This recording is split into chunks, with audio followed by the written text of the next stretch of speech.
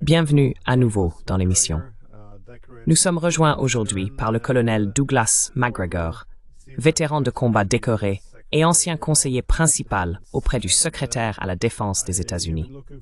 J'attendais avec impatience de m'entretenir avec vous, car vous allez bientôt prendre la parole lors de cet événement national, dont je laisserai les informations dans la description. Je pensais qu'il serait intéressant d'aborder à la fois les questions nationales et internationales dans un monde qui évolue si rapidement.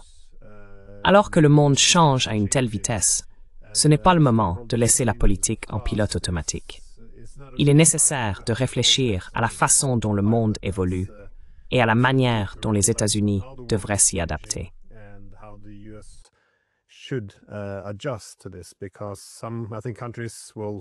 Parce que certains pays, à mon avis, vont prospérer, tandis que d'autres vont décliner. Et cela dépend de la capacité à s'adapter au monde tel qu'il est.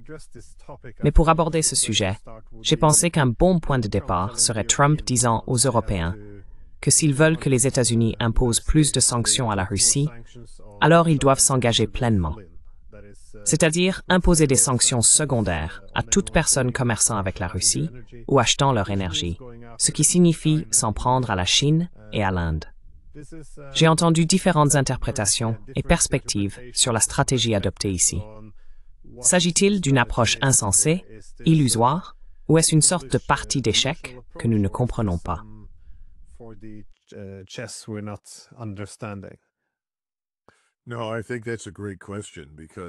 Non, je pense que c'est une excellente question, car chaque fois que les gens aux États-Unis entendent quelque chose que dit Donald Trump et qui franchement ne tient pas debout du point de vue du bon sens, la réaction immédiate est de se dire « Oh, eh bien, cela doit être une manière astucieuse de sortir les États-Unis d'une situation ou de les placer en position de force, et ainsi de suite. » Je préfère écouter l'homme et me fier à ce que l'on voit plutôt qu'à ce que l'on pense qu'il veut dire.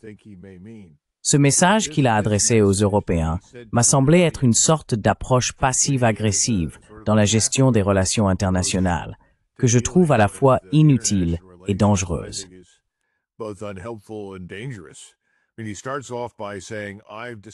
Je veux dire, il commence par dire « j'ai décidé », entre guillemets, d'imposer des sanctions à la Russie. On aurait dit une fille de la vallée en Californie centrale expliquant ce qu'elle compte faire de sa journée. Déjeuner, dîner, peu importe. Ensuite, il continue en nous disant qu'il va imposer des sanctions, mais que tout dépend de l'Europe.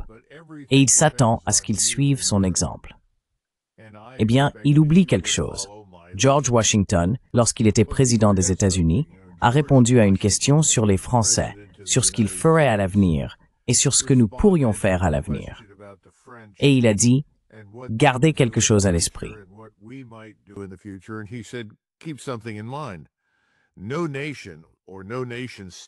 Aucune nation ou aucun État-nation ne peut être censé aller au-delà des limites de ses propres intérêts.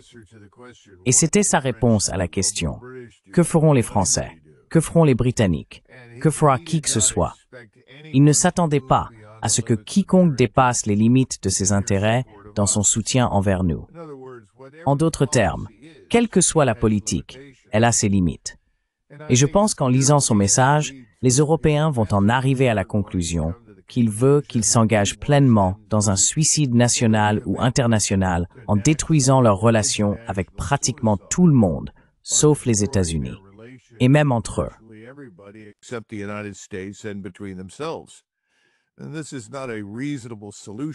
Ce n'est pas une solution raisonnable dans le monde d'aujourd'hui. Nous vivons tous sur la même planète. Il est dans l'intérêt de chacun, à un moment donné, de faire des affaires, quels que soient les différents systèmes politiques adoptés par chaque pays.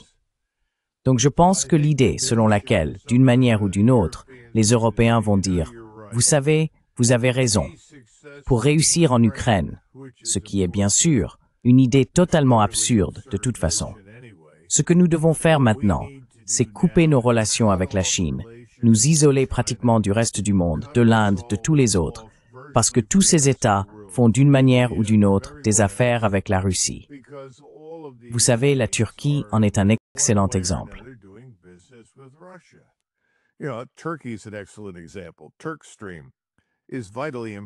Turkstream est d'une importance vitale pour les Turcs. Ils tiennent désespérément à cette énergie. Cette énergie alimente leur industrie. Ils observent ce qui s'est passé en Allemagne et se demandent pourquoi ils ne feraient jamais la même chose. Pourquoi se couperaient-ils de la Russie? Veulent-ils suivre l'Allemagne dans l'enfer que celle-ci s'est créée au nom de cette prétendue croisade noble contre la Russie maléfique? C'est un non-sens total. Ça n'a aucun sens. Donc, je pense que tout cela va s'effondrer. Et en même temps, bien sûr, nous regardons l'Europe et nous voyons tous ces partis nationalistes partout sur le continent qui arrivent effectivement au pouvoir, de plus en plus. Autrement dit, ils atteignent un niveau de soutien populaire qui rend impossible de les empêcher d'accéder au pouvoir plus longtemps.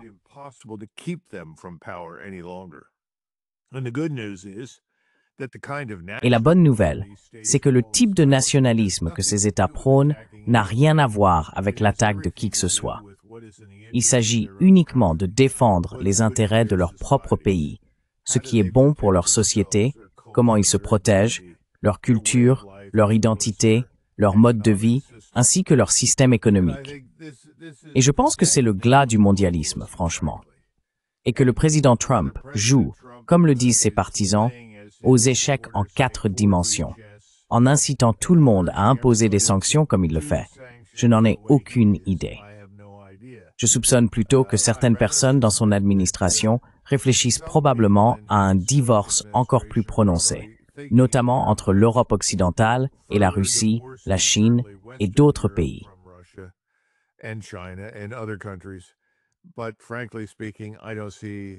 Mais franchement, je ne vois aucune preuve que cela va arriver. Donc, je pense que son appel à ce que tout le monde sanctionne la Russie, la Chine, la Turquie, l'Inde, et rappelons que beaucoup des pays qu'il estime devoir sanctionner d'une manière ou d'une autre sont des amis historiques, des partenaires stratégiques des États-Unis, cela ne semble plus avoir d'importance. Et c'est là toute la tragédie de cette situation. Cela remonte à la guerre tarifaire qu'il a lancée. Soudainement, tout le monde dans le monde est traité comme un ennemi et soumis à des tarifs douaniers. Il n'y avait aucune distinction. Donc, encore une fois, je crains qu'il ne soit tout à fait sérieux à ce sujet, et il va être profondément déçu parce que je ne pense pas que rien de tout cela ne fonctionnera.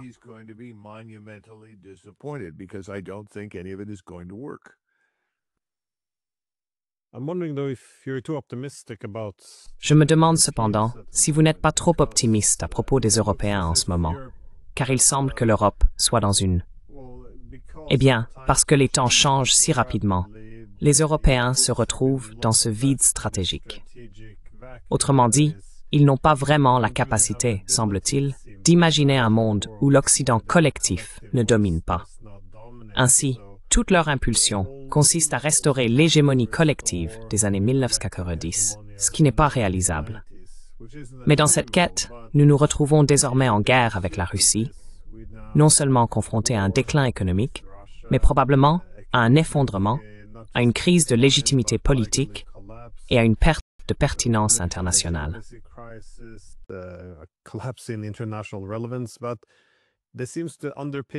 L'idée sous-jacente est que si nous parvenons simplement à vaincre les Russes, alors tout pourrait être inversé. Nous pourrions revenir aux années 90. Les Russes seraient faibles et feraient ce qu'on leur dit. Les États-Unis resteraient en Europe. Cela est perçu comme un ticket pour la pertinence et la prospérité. En cas de victoire, nous aurions également l'unité européenne. Encore une fois, les autoritaires seraient vaincus et la démocratie libérale prospérerait. Donc, cela n'a pas forcément beaucoup de sens. Mais la pensée de groupe s'organise autour de cela, et la raison a disparu. Et avec toute cette folie, on voit tous les dirigeants ne parler qu'en slogans et en rhétorique émotionnelle.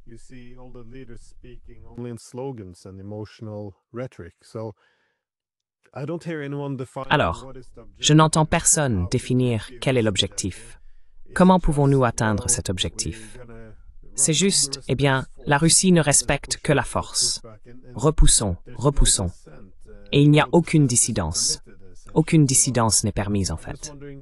Donc je me demande simplement, cela semble trop fou pour que les Européens acceptent quelque chose comme ça, c'est-à-dire entrer en guerre économique, se couper du reste du monde, sauf des États-Unis.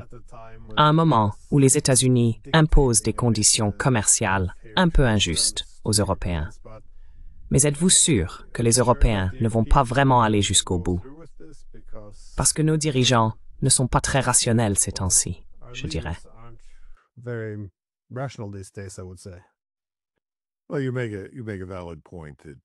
Eh bien, vous soulevez un point valable. Il y a beaucoup de nostalgie, en particulier en Grande-Bretagne, en France, en Belgique et aux Pays-Bas. L'Espagne, je ne peux pas vraiment en parler, et peut-être un peu en Allemagne, mais certainement, les puissances d'Europe occidentale qui ont un passé d'impérialisme, de puissance et d'influence mondiale sont indéniablement nostalgiques d'un monde qui a depuis longtemps disparu. Aux États-Unis, il n'y a pas une telle nostalgie. Et je dirais que dans une grande partie de l'Europe, cette nostalgie cède la place à la raison et à la rationalité. Que veux-je dire par là? Eh bien, si vous vous promenez actuellement dans les rues de Paris ou de Londres, vous voyez quelque chose de bien plus dommageable et bien plus dangereux pour votre pays que tout ce que la Russie pourrait concevoir de monter.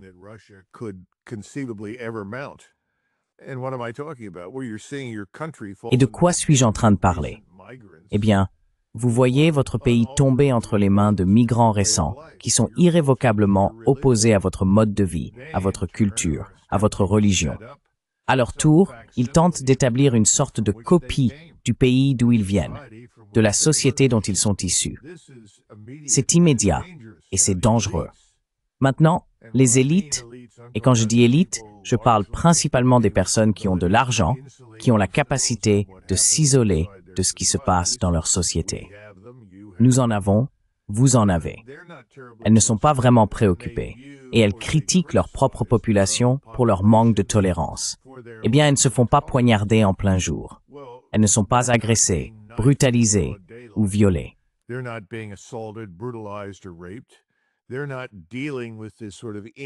Ils ne sont pas confrontés à ce genre d'agression culturelle flagrante que les gens au Royaume-Uni, en France et en Allemagne subissent chaque jour. Donc, je pense que la population n'a plus beaucoup de tolérance. L'autre chose, c'est que je n'ai jamais vu, et peut-être que toi, oui, je ne sais pas, mais lors de mes séjours en Europe, je n'ai constaté aucun appétit pour une guerre totale, brutale, avec qui que ce soit, et encore moins avec la Russie. Et si tu proposes à la plupart des gens que je connais en Allemagne ou en Autriche, et certainement en Europe centrale ou orientale, allons tout vers l'Est et entrons en Ukraine pour sauver l'Ukraine des Russes, ils te regardent comme si tu avais perdu la tête.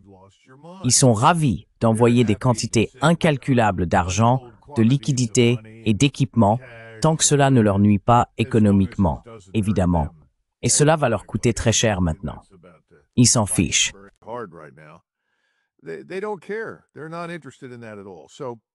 Ils ne s'y intéressent absolument pas. Donc, je pense que ce que nous devons faire, c'est quelque chose que, selon moi, le président Poutine a déjà fait. Le président Poutine a fait preuve d'une grande patience.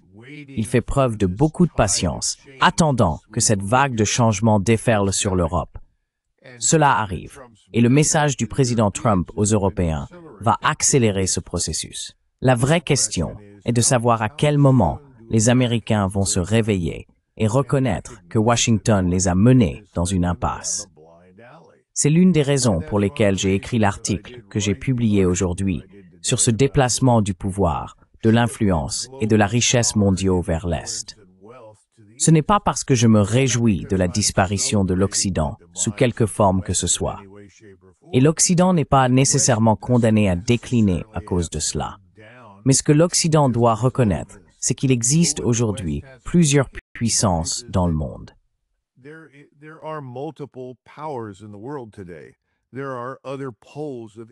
Il existe d'autres pôles d'influence, de force et de puissance.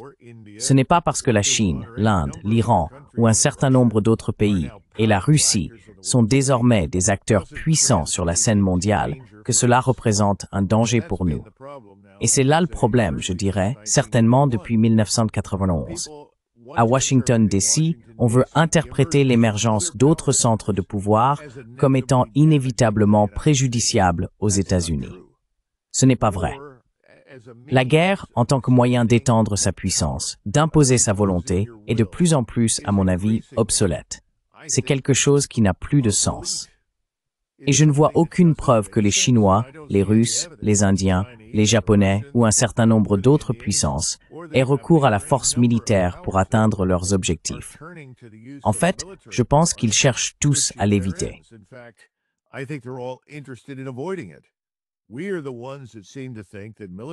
Nous sommes ceux qui semblent penser que la puissance militaire est un excellent outil de diplomatie.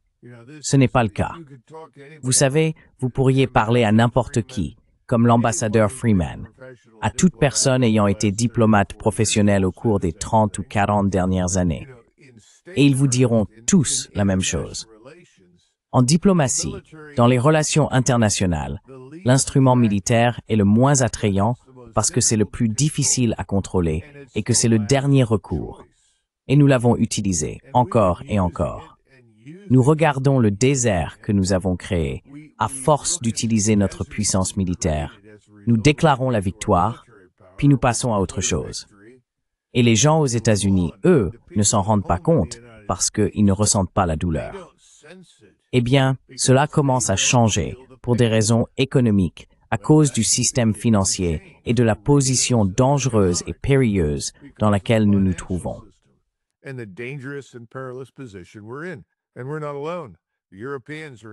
Et nous ne sommes pas seuls. Les Européens sont dans une position très similaire à la nôtre, économiquement et financièrement. Je pense que tout cela va s'arrêter. Mais comme pour tout le reste, quand on dit cela, tu le sais, Glenn, par ta propre expérience, les gens demandent, eh bien, quand cela va-t-il arriver?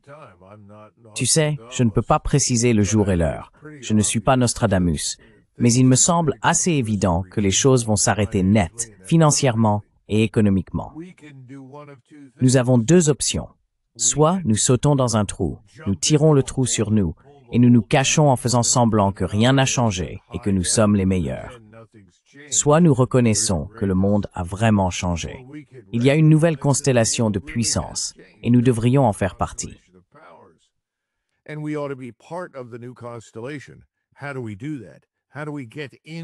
Comment allons-nous faire cela? Comment allons-nous nous intégrer dans cette nouvelle constellation de puissance? Allons-nous rester ici, entre le Pacifique et l'Atlantique, à faire la nique à tout le monde? Ou allons-nous trouver un rôle pour nous-mêmes? Au lieu de considérer le programme « Une ceinture, une route » comme un danger fatal à combattre, en insistant sur le fait qu'il n'aurait qu'une utilité militaire, ce qui est absurde, nous devons réfléchir à la place que nous pouvons occuper. Pouvons-nous nous y connecter? Pouvons-nous offrir quelque chose? Nous devons nous demander, qu'allons-nous produire que les autres voudront? Qu'allons-nous apporter à la table que les gens respecteront et trouveront intéressant? Je pense que nous avons beaucoup de potentiel. Nous semblons l'avoir oublié.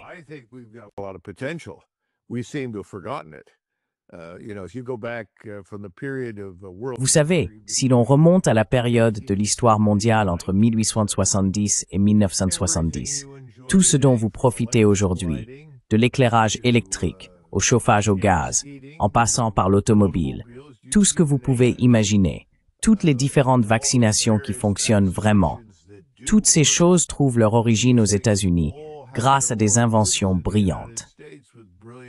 Eh bien, je pense qu'il est temps de se mettre au travail. Nous devons retourner à l'établi, recommencer à inventer et à innover, et sortir de cette logique qui consiste à essayer de comprendre comment nous pouvons assommer et intimider les gens pour les faire aller dans la direction que nous souhaitons. D'ailleurs, il y a un excellent article dans The National Interest, écrit par Graham Allison, qui fait exactement ce constat. Je pense que les gens commencent à le comprendre. Mais pour l'instant, Washington ne comprend pas. Ce n'est pas simplement Donald Trump, c'est l'ensemble de la classe politique dirigeante.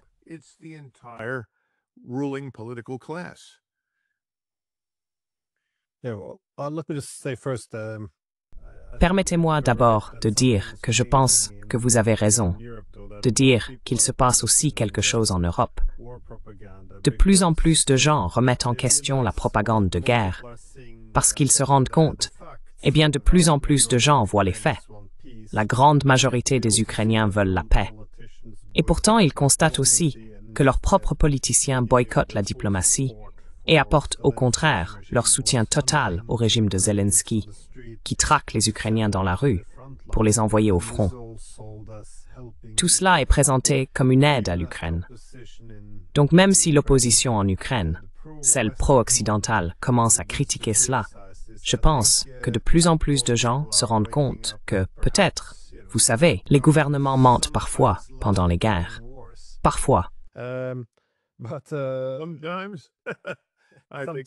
Il ne s'agit pas seulement de mensonges occasionnels. Je pense que c'est devenu la marque de fabrique de trop de gouvernements, trop souvent.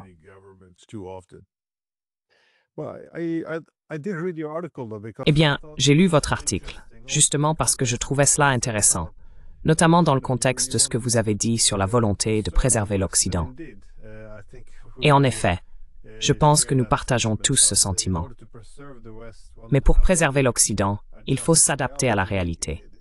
Préserver l'Occident ne peut pas toujours signifier que tous les autres centres de pouvoir doivent être vaincus.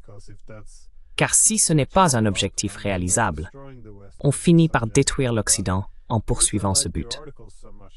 Mais la raison pour laquelle j'ai tant apprécié votre article, c'est que si l'on prend un peu de recul par rapport à toutes ces questions quotidiennes, on peut voir les grands changements qui ne se sont jamais produits dans l'histoire auparavant, à savoir la fin de 500 ans de puissance et de leadership occidentaux. Encore une fois, trouver un nouveau rôle pour l'Occident dans le monde est tout à fait crucial, plutôt que de simplement s'acharner à retrouver l'hégémonie. Mais comment lisez-vous cette histoire, la fin de cette période de 500 ans?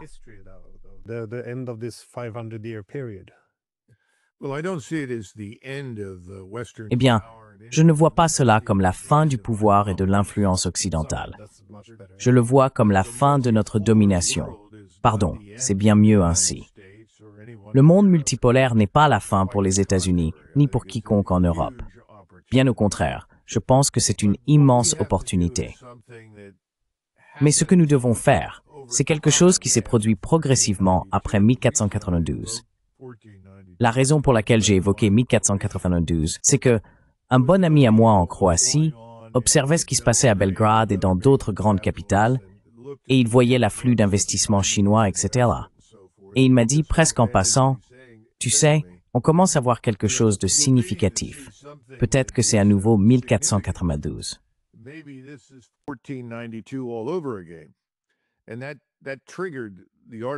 Et c'est ce qui a déclenché l'article que j'ai écrit, parce que je pense qu'il a raison. Nous voyons apparaître de nouvelles routes commerciales, de nouvelles opportunités, et nous reconnaissons que d'autres États, d'autres économies possèdent des avantages comparatifs. À mon avis, chaque État-nation doit, à un moment donné, identifier ses avantages comparatifs dans certains domaines. Il doit aussi reconnaître que dans d'autres domaines, il n'a pas d'avantage comparatif. Ce n'est pas grave. On corrige cette situation par la coopération économique à travers le commerce et les échanges. C'est donc à cela que nous devons réfléchir. Une autre chose que j'ai également mentionnée dans cet article et que nous avons ignorée pendant très longtemps, c'est que si l'on remonte 100 ans en arrière, nous avions probablement la plus grande flotte marchande du monde.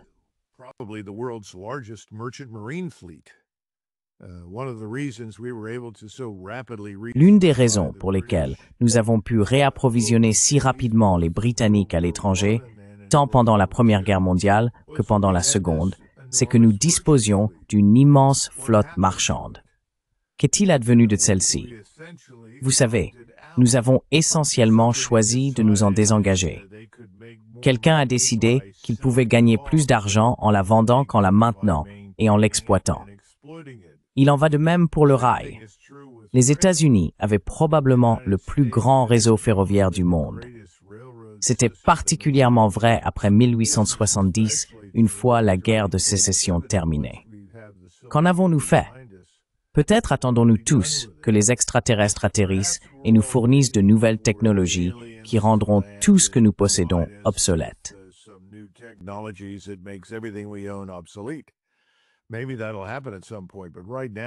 Peut-être que cela arrivera un jour, mais pour l'instant, nous devons encore composer avec les lois de la physique. Il y a une bonne raison pour que les États-Unis, qui se trouvent au centre du monde, investissent massivement dans le transport maritime rapide et le train à grande vitesse. Qu'est-ce que j'entends par là? Eh bien, si l'on regarde Rome et l'Empire romain, le grand avantage des Romains était leur position au centre de la Méditerranée. Avec leurs légions, leurs flottes, leurs routes et leurs ponts, ils pouvaient créer des réseaux commerciaux qui rendaient Rome riche et puissante. Rien ne dure éternellement, bien sûr, mais ce que je veux dire, c'est que nous devons prendre cet exemple et commencer à nous voir un peu différemment.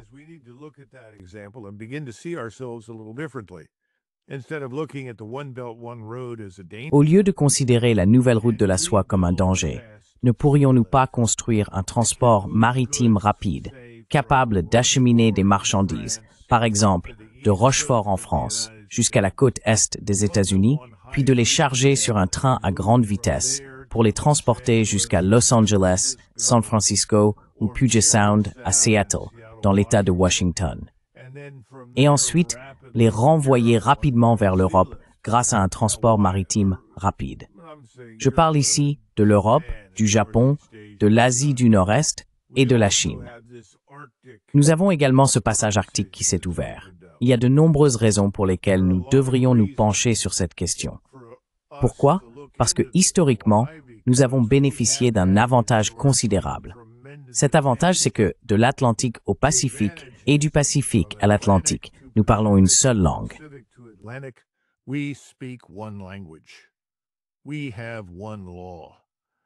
Nous avons une seule loi. Lorsque vous transportez des marchandises depuis Shanghai, en traversant toute l'Asie centrale, puis en descendant vers le Moyen-Orient ou en allant vers l'Ouest en direction de l'Europe, par combien de pays et d'États-nations devez-vous passer? Combien cela coûte-t-il de déplacer ces marchandises?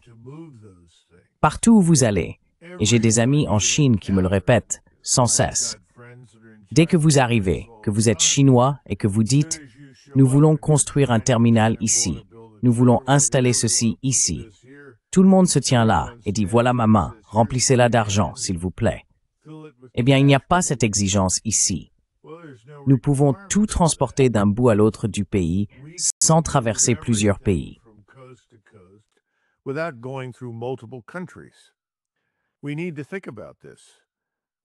Nous devons réfléchir à cela. Nous avons refusé d'y penser. Nous avons refusé d'y investir. À la place, où avons-nous dépensé des milliers de milliards de dollars? Des milliers de milliards de dollars à intervenir dans des pays et des sociétés radicalement différents des nôtres, tuant dans de nombreux cas des centaines de milliers de personnes, déplaçant des millions d'autres, détruisant des économies, bouleversant les dynamiques régionales et modifiant les équilibres de pouvoir en faveur de ce que nous pensons être à notre avantage. Eh bien, j'ai examiné plus de 30 années d'intervention. Je ne trouve aucun avantage. Je ne vois pas en quoi nous avons tiré un profit stratégique significatif de l'une de ces interventions.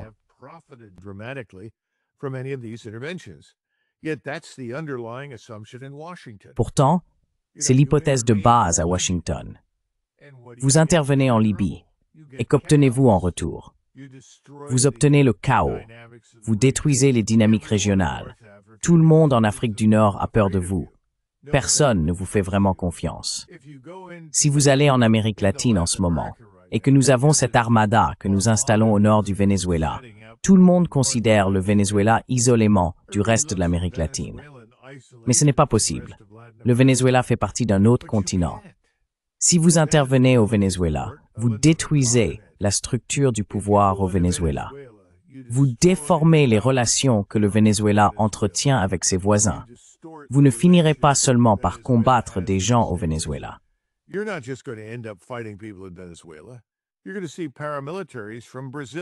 Vous allez voir des paramilitaires du Brésil affluer là-bas pour aider les Vénézuéliens à nous combattre. Vous verrez la même chose depuis la Colombie. cela pourrait aussi venir du Pérou. En d'autres termes, ce que vous pensez faire dans un endroit a inévitablement des conséquences pour tous les pays voisins. Nous avons ignoré cela. Maintenant, le Moyen-Orient présente un ensemble de circonstances uniques. Chaque endroit où l'on va est différent. Nous devons le comprendre. Nous n'avons jamais pris la peine de l'examiner sous cet angle. Et nous devons sortir de cette logique qui consiste, encore une fois, à voir la puissance militaire comme la solution qui nous rendra heureux, riches, puissants. Cela ne fonctionne pas. Cela n'a jamais fonctionné. C'est une impasse.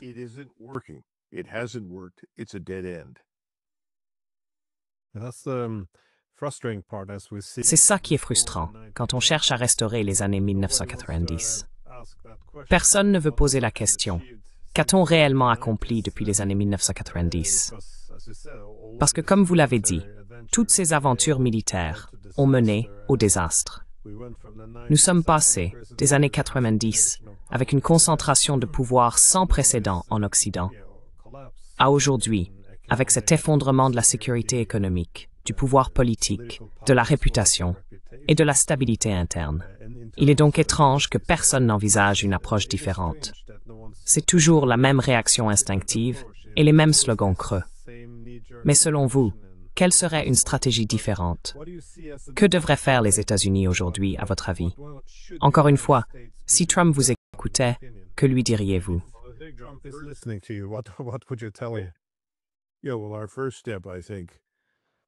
Oui, eh bien, notre première étape, je pense, et je dis que c'est particulièrement vrai en Asie, et aussi j'oserais dire de plus en plus au Moyen-Orient, c'est que nous devons démilitariser nos relations avec le reste du monde. Un bon exemple de cette démilitarisation, cet homme, Lutnick, qui travaille avec le président Trump, a assisté à une réunion et s'est retrouvé en face d'une délégation indienne. La discussion portait sur le commerce et les échanges. Le chef de la délégation indienne lui a en fait demandé « Que pouvons-nous faire pour améliorer et renforcer notre relation ?» Et M. Lutnick a immédiatement répondu « Vous pouvez acheter plus de notre équipement militaire. » Quoi? Autrement dit, la seule chose que nous produisons en ce moment, enfin, ce n'est pas la seule, car nous produisons aussi beaucoup d'énergie.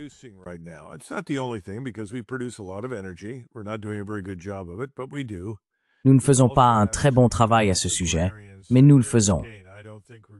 Nous avons également un secteur agricole formidable. Et encore une fois, je ne pense pas que nous en tirions tout ce que nous devrions.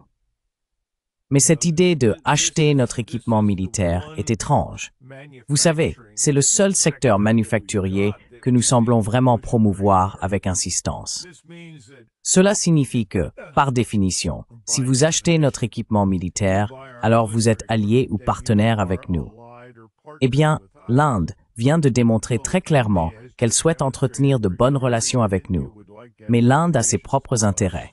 Et ces intérêts impliquent de bonnes relations avec la Russie et, de plus en plus, avec la Chine. Vous savez, les gens dans ce pays, les soi-disant élites, disent « Eh bien, vous savez, l'Inde va entrer en guerre avec la Chine. »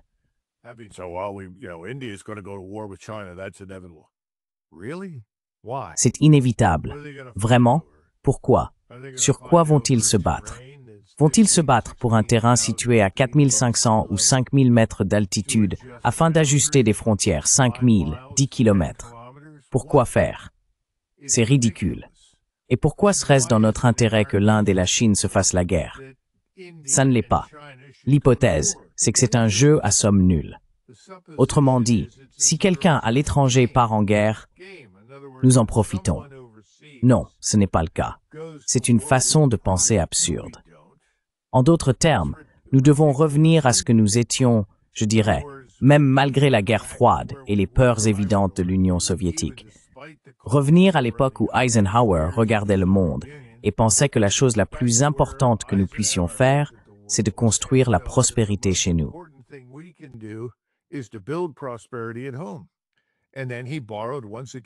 Et puis il a de nouveau emprunté à Washington et Hamilton et a tenté d'exporter la prospérité.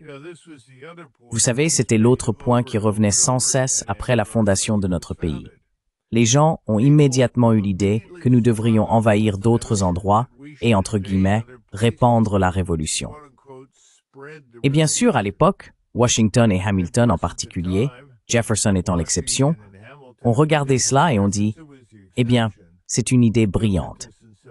Alors tôt ou tard, les Autrichiens, les Prussiens, les Russes, les Britanniques débarqueront tous sur nos côtes pour nous écraser parce qu'ils nous percevront comme une menace. »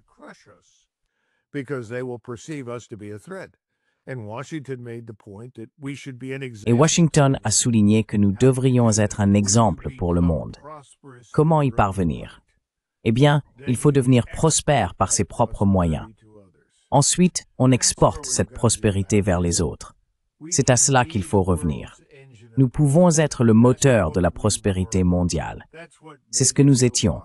C'est ce qui nous a rendus si populaires.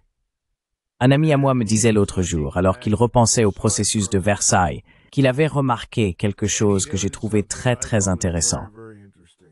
Il disait que le peuple syrien, en d'autres termes, les dirigeants du peuple syrien, je ne parle pas des Français qui ont fini par dominer la Syrie après la Première Guerre mondiale.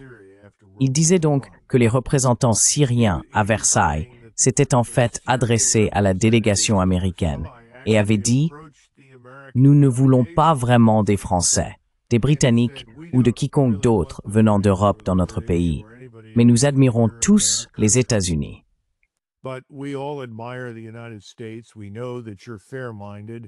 Nous savons que vous êtes équitable.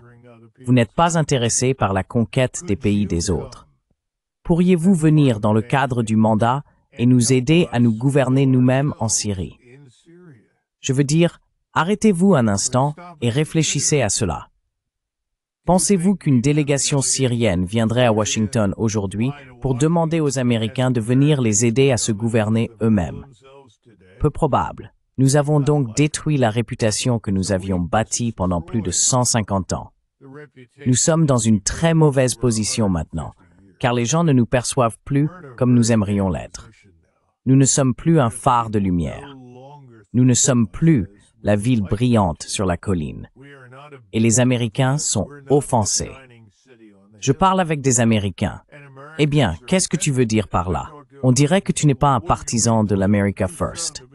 J'ai répondu, non, absolument. Je suis quelqu'un qui met l'Amérique d'abord.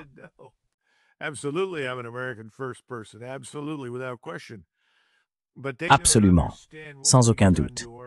Mais ils ne comprennent pas ce que nous nous sommes infligés, parce que pour l'Américain moyen, nous portons tous des chapeaux blancs. Nous sommes les gentils. Et vous voyez, Washington profite de cette supposition et fait de la propagande auprès de la population. Eh bien, nous répandons la démocratie libérale, les droits de l'homme, la liberté. Tout cela, c'est des balivernes, et nous le savons. Ce n'est pas ce que nous faisons.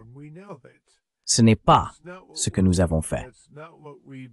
Donc, si nous démilitarisons nos relations avec le reste du monde et que nous commençons à chercher des moyens de faire des affaires avec le reste du monde, et je pense que nous le pouvons, je pense que nous pouvons revenir à quelque chose de bien meilleur que ce que nous avons aujourd'hui. Parce qu'en ce moment, nous ne sommes pas perçus très positivement dans le monde.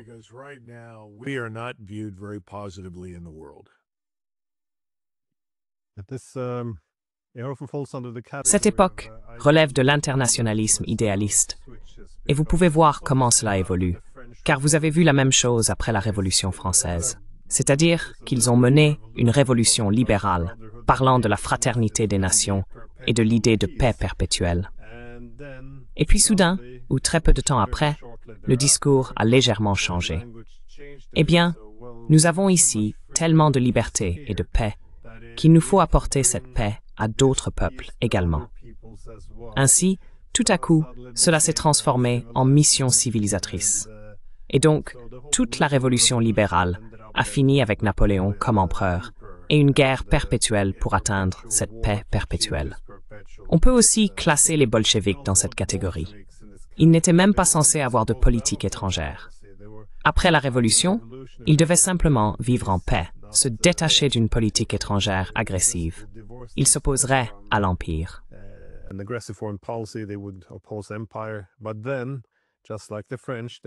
Mais ensuite, tout comme les Français, ils ont eu l'idée. Eh bien, c'est une paix tellement formidable. il faut l'apporter au prolétariat du monde entier. Et soudainement, eux aussi sont devenus un empire.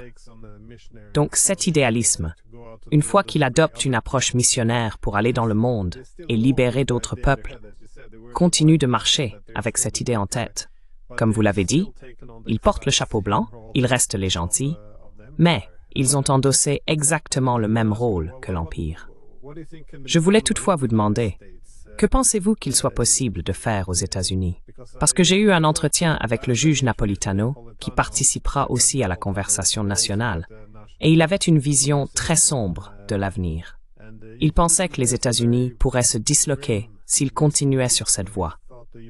Mais pensez-vous, par exemple, que les partis tiers, quelque chose de ce genre, soient nécessaires pour, je suppose, sortir du statu quo?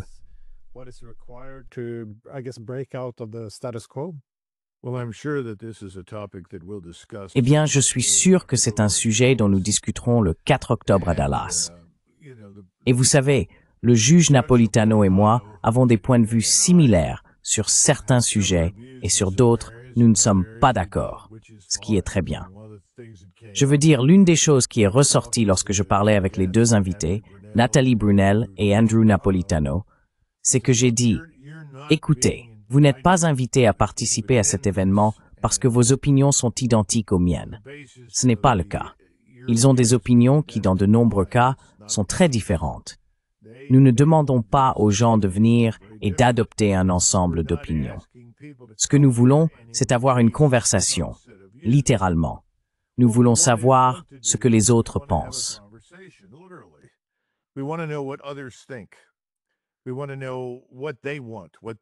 Nous voulons savoir ce qu'ils veulent, ce qu'ils pensent de nos intérêts, surtout chez nous, parce que je crois vraiment qu'avec la dégradation de notre situation économique et la crise financière qui se profile, les gens vont s'intéresser de très près à ce que nous faisons chez nous et beaucoup moins à ce que nous faisons à l'étranger. Donc je pense que l'appel à la peur, qui a toujours été, quel est le bon mot? La carte d'entrée ou le ticket d'entrée dans le débat à Washington, qui sont les gens contre qui nous devons toujours être. Cela disparaît. Et les gens commencent maintenant à regarder les États-Unis et à se demander que voulons-nous faire de notre pays. Je pense que cela va devenir un sujet majeur. Je suis quelqu'un qui ne nous voit pas nous désunir.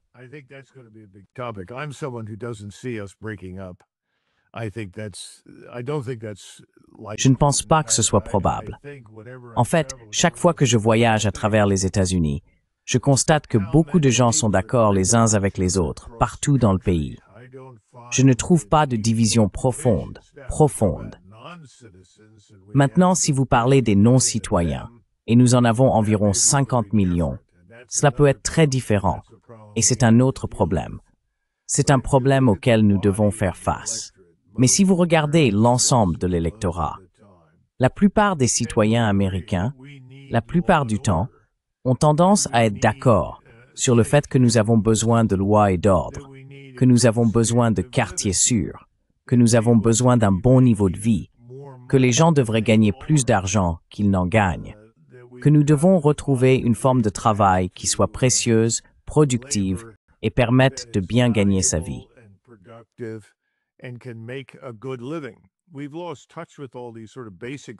Nous avons perdu le contact avec toutes ces choses fondamentales dont nous parlions tout au long des années 20, 30, 40, 50 et 60. À l'époque, les candidats à la présidence abordaient des questions comme « Combien gagnez-vous de l'heure? Quelle est la valeur de votre dollar? Quel est le pouvoir d'achat? » C'est pourquoi, dans l'article que j'ai écrit, je parle du pouvoir d'achat. Vous savez, la parité de pouvoir d'achat, qui est, franchement, une meilleure mesure de la force et de la santé d'une nation que ce PIB absurde, car tout le monde ajuste la définition du produit brut à sa convenance, et ainsi de suite.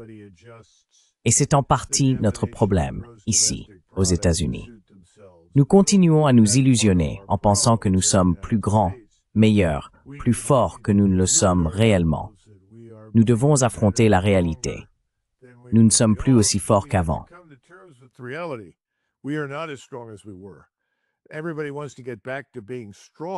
Tout le monde veut retrouver la force, mais il pense que la solution et militaire. Ce n'est pas le cas. C'est ça, l'essentiel.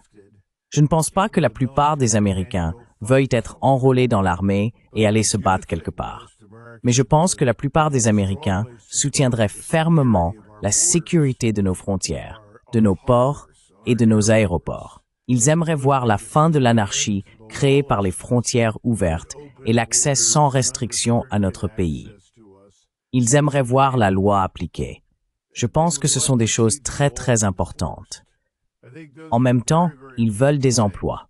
Les personnes qui n'ont pas d'emploi en veulent un.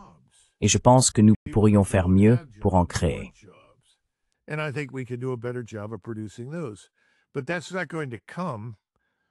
Mais cela ne viendra pas en continuant sur la voie que nous suivons actuellement, qui est une voie militarisée.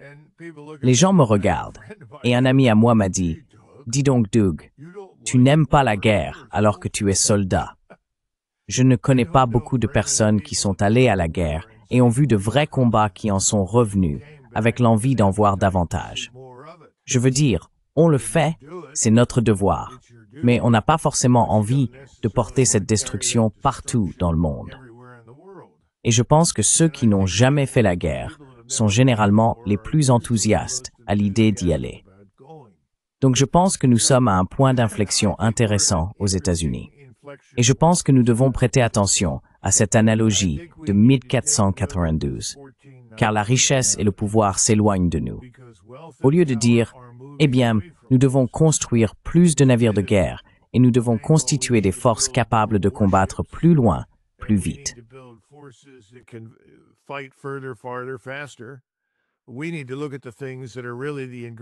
Nous devons examiner les véritables ingrédients du succès. La clé de la sécurité, c'est en fin de compte la prospérité, et nous devons revenir à la construction de celle-ci. Vous savez, c'était autrefois un cliché aux États-Unis, surtout au sein du Parti républicain. Je crois que c'était Calvin Coolidge, après la Première Guerre mondiale, à qui l'on demandait « Quelle est l'affaire de l'Amérique ?» Et il répondait « L'affaire de l'Amérique, c'est les affaires. Ce n'est pas l'intervention à l'étranger ou la chasse aux monstres. Utilisez les termes que vous voulez. » Je pense que nous pouvons y arriver. Je pense que c'est ce que veulent les Américains. Ils ne veulent pas de chaos et ils ne veulent pas diviser le pays. Donc je ne suis pas aussi alarmiste que d'autres. Je pense que nous pouvons traverser cette période, mais il nous faut une nouvelle direction, une direction fondamentalement nouvelle.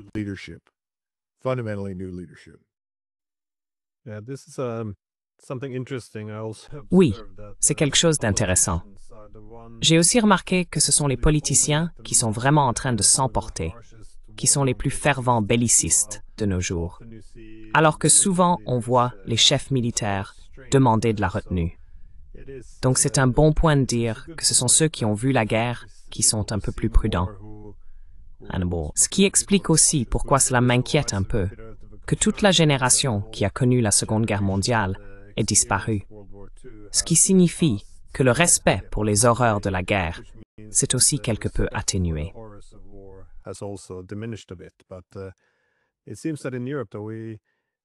Il semble qu'en Europe, cependant, il y ait souvent peu de responsabilités pour les dirigeants. En Allemagne, lorsque l'économie va mal, les dirigeants disent « Eh bien, vous savez, c'est Poutine, c'est de sa faute. » Quand la Pologne connaît des troubles sociaux, ou que les gens ont la mauvaise opinion ou votent de la mauvaise manière, ils disent « Oh, eh bien, vous savez, Poutine interfère dans la société. » On peut donc toujours désigner ce bouc émissaire extérieur pour éviter de traiter ses propres problèmes. Mais j'imagine, juste pour une dernière question rapide, considérez-vous que c'est là le problème principal, que les élites politiques se sont tout simplement trop éloignées des gens qu'elles sont censées représenter?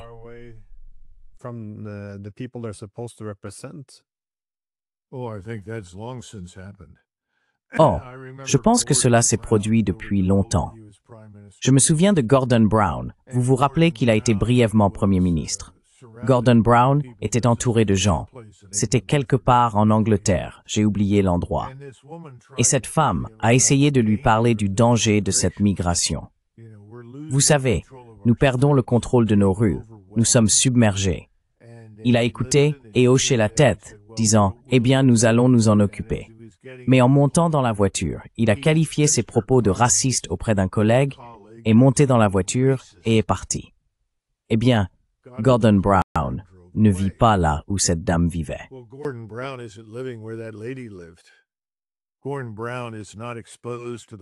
Gordon Brown n'est pas exposé aux forces qui agissent dans les rues de Londres, Manchester, Sheffield ou ailleurs, auxquelles sont confrontées les personnes qui vivent dans ces villes qui sont britanniques, qu'elles soient anglaises, écossaises, galloises ou irlandaises. Elles doivent toutes faire face à ces situations. Leur dire qu'elles ne sont que des racistes n'est pas une solution. Et je pense que c'est là le problème fondamental dans une grande partie de l'Europe en ce moment. Toute société, où qu'elle se trouve, peut toujours accepter un nombre modéré de personnes différentes en son sein. Et avec le temps, un nombre modéré de personnes peut s'intégrer à la société. En d'autres termes, elles peuvent être assimilées.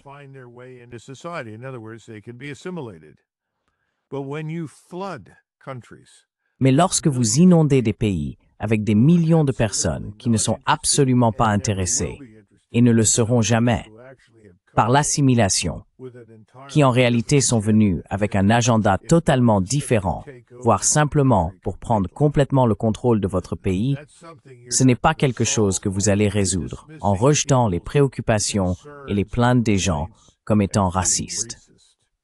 Et je pense que c'est un problème aujourd'hui, en Allemagne, aux Pays-Bas, en France et dans de nombreux autres pays. Donc je pense qu'il va y avoir une révolte. Et je pense que les élites dirigeantes qui se sont préoccupées de tout sauf de leur propre population et des besoins de leur propre population vont devoir rendre des comptes. À quoi cela ressemblera, nul ne le sait.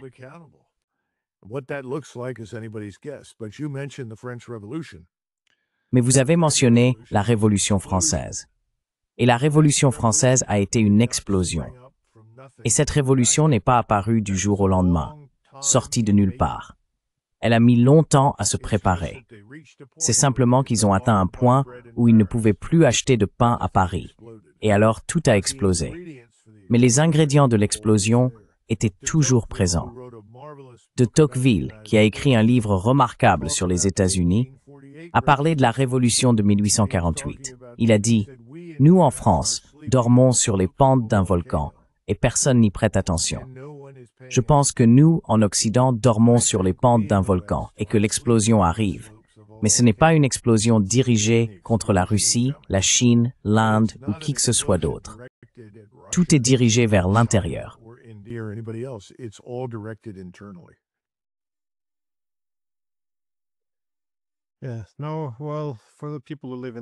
Eh bien, pour les personnes qui vivent actuellement en Europe, je pense qu'elles ressentent un peu cela, que nous dormons sur un volcan, car la stabilité politique, l'idée même qu'il y en ait une, disparaît très rapidement quand on voit ce qui se passe en France, en Grande-Bretagne et en Allemagne. Et on voit les médias essayer de recoller les morceaux et de vendre un récit qui est ridicule.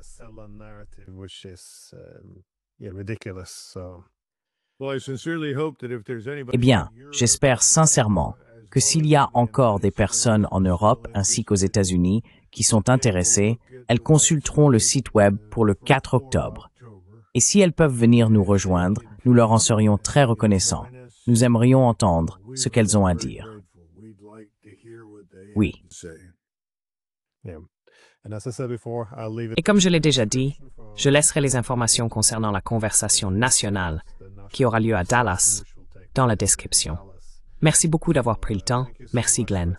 Au revoir. Thank you, Glenn. Bye-bye.